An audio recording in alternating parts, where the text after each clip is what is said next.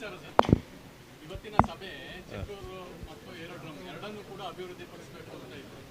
ಯಾವ ರೀತಿ ಅಭಿವೃದ್ಧಿ? ಈಗ ದೇರ್ ಆರ್ ಟೂ ಪ್ಲ್ಯಾನ್ಸ್.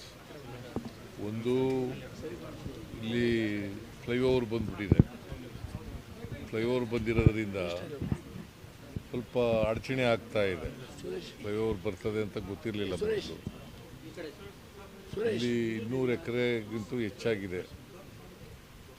200 ಎಕರೆಗಿಂತೂ ಹೆಚ್ಚಾಗಿದೆ.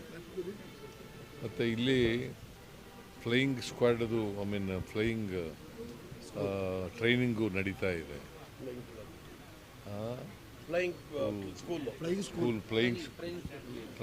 ಟ್ರೈನಿಂಗ್ ಸ್ಕೂಲ್ ನಡೀತಾ ಇದೆ. ಅದಕ್ಕೆ ಯೋಚನೆ ಮಾಡ್ತಾ ಇದ್ದೀವಿ, ಅಲ್ಲಿ ಪಕ್ಕದಲ್ಲಿ ರನ್ವೇನ ಎಕ್ಸ್ಟೆಂಡ್ ಮಾಡಲಿಕ್ಕೆ ಆ ಜಮೀನು ತಗೋಬೇಕು. ಸುಮಾರು 3 ಎಕರೆಗಿಂತ ಹೆಚ್ಚು ಬೇಕಾಗ್ತದೆ ಜಮೀನು. ಅದು ಅವ್ರು ಕೊಡಲ್ಲ ಅಂತ ಇದ್ದಾರೆ ಜಮೀನವರು.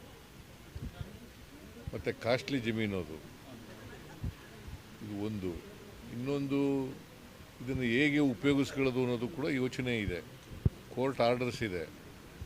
ಯಾಕಂತಂದರೆ ಇದು ಫ್ಲೈಯಿಂಗ್ ಸ್ಕೂಲು ನಡೆಸಬೇಕು ಅಂತಕ್ಕಂಥದ್ದು ಕೋರ್ಟ್ ಆರ್ಡರ್ಸ್ ಇದೆ. ಸೊ ಅದರಿಂದ ಏನು ಯೋಚನೆ ಸರ್ಕಾರ ಇನ್ನೇನು ಮಾಡ್ಬೋದು ಅಂತಕ್ಕಂಥದ್ದನ್ನು ನೋಡ್ತಾ ಇದೆ. ಒಂದು, ಎಕ್ಸ್ಟೆಂಡ್ ಮಾಡೋದು ರನ್ವೇನ. ಎರಡನೇದು, ಈ ಜಾಗನ ಪೂರ ಉಪಯೋಗಿಸ್ಕೊಳ್ಳಲಿಕ್ಕೆ ಏನು ಮಾಡಬೇಕು ಅನ್ನೋದು. 200 ಎಕರೆನ ಅದನ್ನು ಯೋಚನೆ ಸರ್ಕಾರ ಸೌಜನ್ಯ ಕೇಸಲ್ಲಿ ಏನಾದರೂ ಪೋಷಕರ ಬಿಲ್ ಹೋದ್ರೆ ಬಿಜೆಪಿನೇ ವೆಚ್ಚ ಭರಿಸುತ್ತೆ ಅಂತ ವಿಜಯೇಂದ್ರ ಅವರು ಹೇಳಿದ್ದಾರೆ.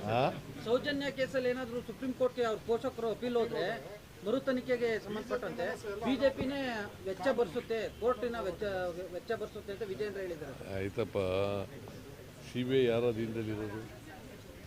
ಯಾರ ಕಾಲದಲ್ಲಿ ಕೊಟ್ಟರು ಜಡ್ಜ್ಮೆಂಟು? ಅಲ್ವಾ? ಅವರು ಅಕ್ಯೂಟ್ ಮಾಡಿಬಿಟ್ಟು ಈಗ ಸುಪ್ರೀಂ ಕೋರ್ಟ್ಗಾಗಿ ಖರ್ಚು ಕೊಡ್ತೀವಿ ಅಂತಂದ್ರೆ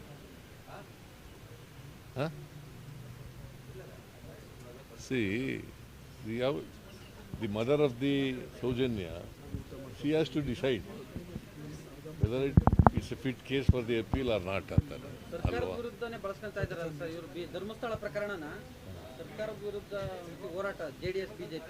ಏನು BJP ಸರ್ಕಾರ ವಿರುದ್ಧ? ಧರ್ಮಸ್ಥಳ ಚಲೋ ಮಾಡಿದ್ರು ಸರ್. ಯಾರು? BJP JDS. ರಾಜಕೀಯ ಚಲೋ ಅದು. ಧರ್ಮಸ್ಥಳ ಚಲೋ ಅಲ್ಲ, ರಾಜಕೀಯ ಚಲೋ. ಪ್ಯಾಲೇಸ್ ಗ್ರೌಂಡ್ ಅಲ್ಲಿ ಅಲ್ಪಸಂಖ್ಯಾತ